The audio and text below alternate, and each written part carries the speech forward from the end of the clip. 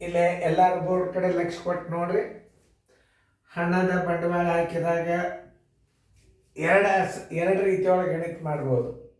ಅ ಬ ಮತ್ತು ಕರು ಕ್ರಮವಾಗಿ 2,000, 3,000, 4,000 ಬಂಡವಾಳ ಹಾಕಿ ವರ್ಷದ ಕೊನೆಗೆ 1,800 ರೂಪಾಯಿ ಲಾಭವನ್ನು ಪಡೆದರೆ ಕನಿಗೆ ಬಂದ ಲಾಭ ಎಷ್ಟು? ಮೊದಲ ಆ ಹಣ ಹಂಚ್ಕೊಂಡು ಎಷ್ಟು? 2,000 ಅನುಪಾತ 3,000 ಅನುಪಾತ 4,000. ಇದು ಅನುಪಾತದಾಗ ಹಚ್ಕೋರಿ. ಅನುಪಾತ ಹೆಂಗೆ ತೆಗಿಬೇಕಂದ್ರೆ ಎರಡರಲ್ಲೇ ಹಿಂಗೆ ಕಡ್ದ ಹೊಡ್ಕೊತ ಹೋಗ್ಬೇಡ್ರಿ ನೀವು. ಈಗ ಈ ಎಲ್ಲ ಕಡೆ ಕಾಮನ್ ಆಗಿ 3,000 ಅಂದ್ರೆ 3,000 ತೆಗೆದು ಬಿಡ್ರಿ. ಏನು ನೀವು ಮುಗದೆ ಹೋತ ಅನುಪಾತ ಬರೋಬರಿ 2 ಅನುಪಾತ 3 ಅನುಪಾತ 4. ಈಗ ಲಾಭ ಬರ್ಬೇಕಾದ್ರೆ ಒಟ್ಟು ಅನುಪಾತ ಮಾಡ್ಕೋಬೇಕು. ಒಟ್ಟು ಅನುಪಾತ ಬರೋಬರಿ ಭಾಳ ಸರಳ ಇದೆ. ಅನುಪಾತ ಬರೋಬರಿ 2 + 3 + 4 + 9 ಅನುಪಾತ ಆಯ್ತು. ಯಾರ್ದು ಕೇಳ್ಯಾರ ಅವರು? ಕನಿಗೆ. ಕನ್ ಅನುಪಾತ ಇದು ಅ, ಇದು ಬ, ಇದು ಕನ್ ಅನುಪಾತ ಎಷ್ಟದ? 4 ಅದ. 9 ಅನುಪಾತಕ್ಕೆ ಲಾಭ ಎಷ್ಟದ? 9 ಅನುಪಾತಕ್ಕೆ ಬರೋಬರಿ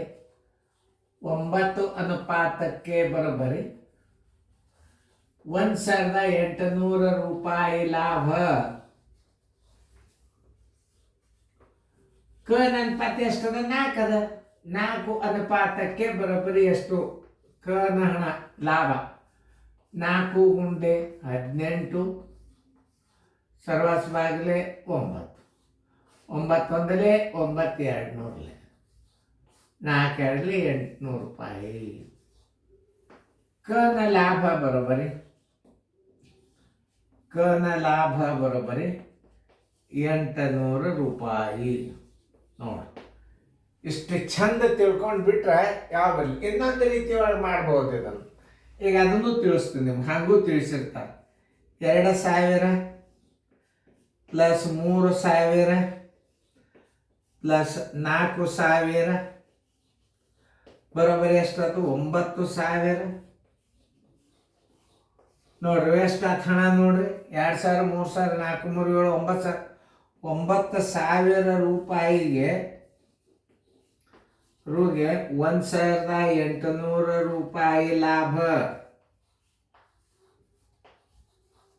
ಕನ್ ಹಣ ಎಷ್ಟದ ನೋಡ್ರಿ? ಕ 4,000 ರೂಪಾಯಿ ಹಾಕ್ಯಾನವ. 4,000 ರೂಪಾಯಿಗೆ ಅವ್ನಿಗೆ ಎಷ್ಟು ಲಾಭ ಸಿಗ್ತದ? ಹೀಗೂ ಮಾಡ್ಬೋದು. 4,000 ಗುಂಡ್ಲೆ 1,800 ಸರ್ವಸ್ವಾಗಲೇ 9,000. ಒಟ್ಟು ಹಣ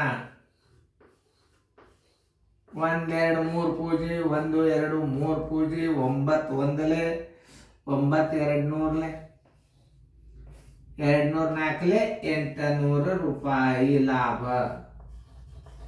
ಆನ್ಸರ್ = ಎಷ್ಟು ನಮೂನಿ ಮಾಡ್ಬೋದು ಇದನ್ನು? 800 ರೂಪಾಯಿ ಲಾಭ.